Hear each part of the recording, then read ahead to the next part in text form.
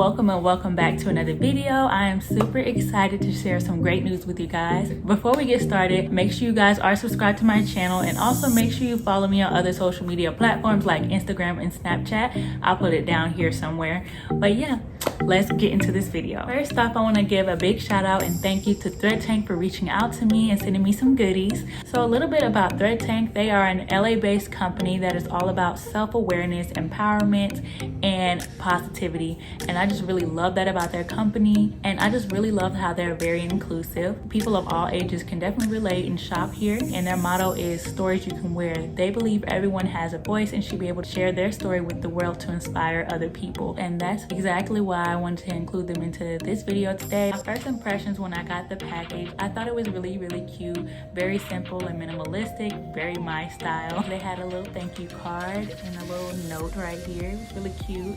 And on the back it says stories you can wear. I just love when companies send out thank you cards because it just makes you feel like they really care about you. So the first t-shirt I tried on was this white graphic tee and it was really cute. I liked how it fit. It was very breathable, very comfortable. And it says you are beautiful, you are worthy, you are enough. Sometimes we just need that little reminder. You are beautiful, you are worthy, and you are enough. And this next shirt I got was this beautiful bright red shirt that says just love. Kind of remind me of like a Valentine's Day theme and everything. It's really cute. I actually have some shoes that match. I'm trying to buy more things that match my clothes. So the next shirt I received is probably my favorite by far. This is black and white tee that says nevertheless she persisted. Staying persistent is very important. It can be very draining, but remember that we got it. You got it, girls. So they are giving 10% off and you can use my discount code CyRobinson10. I'll leave the link in the description box below so you guys can check them out. So I got me some tea, y'all. Just trying to keep my immune system up. So like I said before, I do have some great news to share and I just want to tell you guys my story. So I'm gonna just jump right into it. From a very young age, I knew that I wanted to become a pharmacist. I had that set in my mind. I always told my friends and my family that I'm gonna become this big time pharmacist or whatever. So I was very excited to get to college. I didn't really do well on standardized tests. I didn't make a great score on the ACT. I made about a 17 or 18. That's probably the highest I got. And I was really scared because I thought I wasn't gonna get into college. I did score high in my English portion, but my math portion I scored pretty low. So before I started college, I met with my advisor and of course she told me to take a remedial math, being that my ACT score wasn't up to par. And she also instructed me not to take up biology. Of course, knowing what I know now, I could have definitely taken like a beginner's biology. So that did put me behind a whole semester with math and science. So after passing that semester, I ended up taking algebra and I ended up taking a biology course as well. I did good in biology, but I ended up failing algebra and that put my GPA a little lower at that point. So that following summer, I ended up taking algebra at a community college closer to home and I ended up passing with a C. Not too shabby, could have definitely done better, but math is not my strong suit at all. So I was happy I passed with a C and I moved on to the next semester. I also took another biology class and I ended up taking chemistry. And I've never taken chemistry in college before. And at that point, I did not know how to study. I cannot stress the importance of learning how to study and knowing what type of learner you are. And at that point, I did not know how to study and I didn't know anything. It was nothing like the chemistry I learned in high school and I kind of struggled with that. So I ended up failing chemistry and I did a little reflection. I was like, is pharmacy really for me? Because I did not enjoy chemistry. The general chemistry was all about, you know, math and all that, and I hated math and I hated chemistry. And I was like, there's no way I can become a pharmacist if I hate chemistry. Like, I did not like it at all. And at that point, I was kind of down in the dumps because I was like, dang, I've been saying my whole life I wanted to become a pharmacist and it's not working out. Like, I need to have a game plan. I need to change this up because it's not working. I did a little searching on the internet and I looked into rad tech, I looked into medical laboratory science and other allied health science careers. I know I didn't want to become a nurse, but really what screamed out to me was dental hygiene. I've always had great experiences at the dentist. Even when I got wisdom teeth extracted, I was always interested on how like procedures would go and how to take care of my oral health in general. Growing up, I never really had cavities, and I always, like I said, I always enjoyed dental visits. So I looked more into dental hygiene research, and people were telling me about job shadowing. So I went ahead and job shadowed the dental office, and I just fell in love. Like, I job shadowed the dentist and the dental hygienist with x-rays and cleaning the teeth and just showing me how like the whole process went, and I was just like automatically fell in love. I was like, yes, this is definitely what I want to do. So after I job shadowed around a little bit, I went ahead and changed my major, and after changing my major, I did not go to my advisor. I just went ahead and went to the program director. I just went straight to her because I just felt like, one, she would definitely know program requirements more than my advisor would, and also I wanted to get my foot in the door. I wanted to make sure my program director knew my face and knew that I was serious. So I made a point to visit her twice a semester, once in the beginning, once in the end. So when I first went to her, like I told you guys before, my GPA was very low, okay? I was at a 2.1 and it was looking really bad for me. Like, if I would have got any lower than a 2.0, I could have been kicked off campus and put on academic probation. It was very, very bad. So once I went to my program director, she was basically instructing me on everything I needed to do. We went over the dental hygiene curriculum, basic classes that I needed to take in order to apply to the program. And she was like, hey, you do need to pick up your GPA. So I knew I had to work very, very hard. And I'm that type of person, I'm not gonna back down from a challenge. I am gonna fight. I am gonna do what I have to do to, be successful. I did take what she said into consideration, not changing my major again, but making sure I did what I needed to do to be able to apply to the program. To even be considered at my school, you have to at least have an overall GPA of a 2.75 GPA. Thank God I did do good those past 2 years of taking prereqs.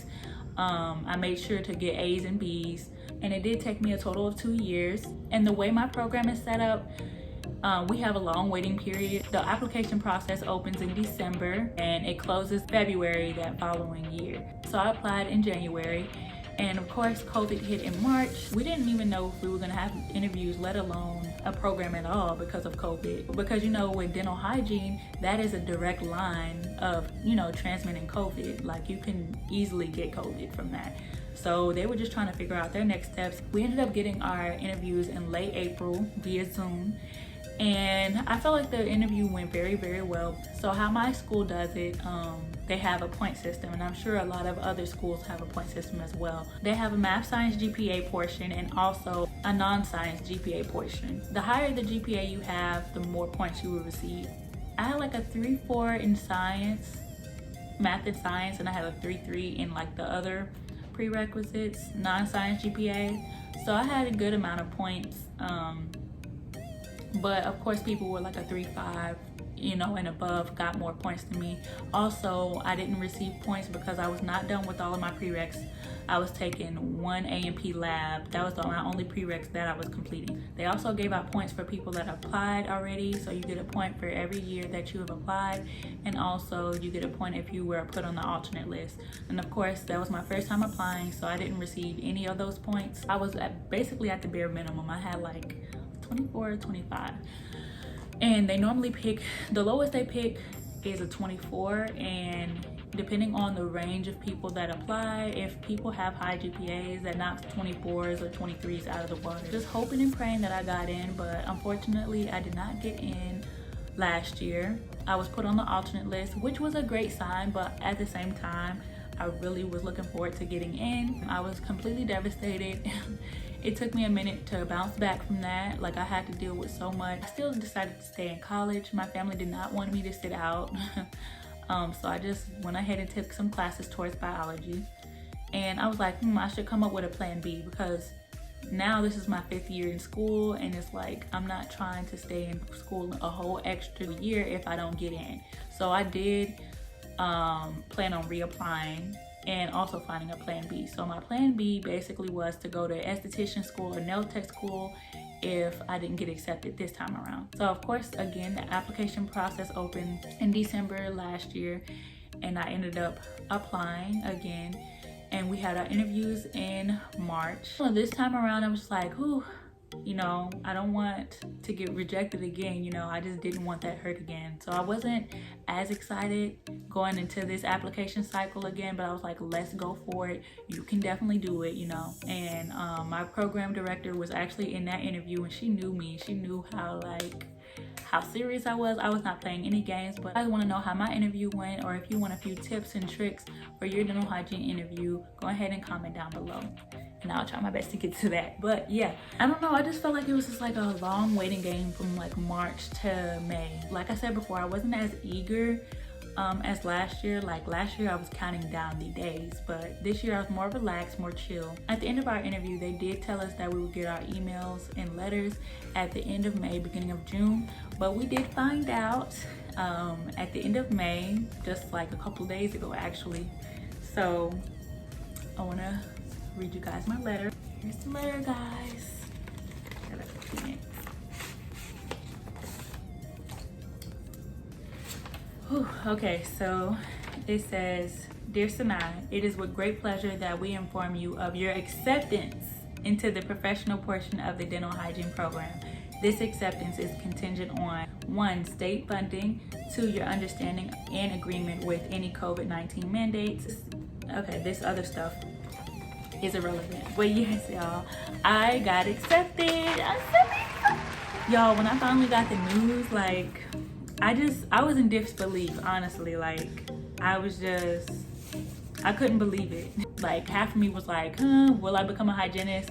And the other half of me was like, will I do something else with my life? So I'm just really happy, and I feel so much gratitude. Like, thank God that he saw fit for me to be in this program this year. I do want to say to the people that applied and didn't get in this time around, please stay encouraged and just keep going. Go ahead and apply again. I've known people that applied 2 and 3 times that still got into the program. I know it doesn't sound like fun and waiting, but it is definitely worth it, guys. If this is your dream, please keep pursuing it. Please remember that you do have the potential, and you can definitely, if I did it, you guys can definitely do it. I've seen people below a 2.0 bounce back to a 3.0. So you can definitely do anything you set your mind to. Like, it is definitely possible, and you can do it. You can do it, guys. Like, I'm living proof. If I was to listen to my advisor, my program director at the time, and change my major again, I wouldn't be where I am today. I've known people that applied 2 and 3 times that got in. So, and I'm living proof that, you know, you can come from the bottom and work your way up. Like I said before, I was at a 2.1, my lowest GPA ever, and I climbed all the way up to 3.0. And I also had a friend that was basically in the same situation as me. We both started out in pre-pharmacy and changed our majors. We were both alternates last year, and we got in. I'm just so proud of us for like staying consistent and, you know, just being positive all around. So yeah, I just wanted to share my story to hopefully inspire anybody out there that's looking to go into the dental hygiene program. I just really feel like this is a great field to go into, and I just can't wait to get started with this dental hygiene journey. And I'm definitely looking forward to making more dental hygiene videos for you guys. I cannot wait. I'm super excited. Like I said before, if you guys want to know about my interview process, other tips on how to get into the program, just let me know in the comments down below. Also, congratulations to everyone that got accepted as well. I'm super proud of you, and I can't wait for all of us to start and go on this journey together. I'll see you guys in my next one. Bye.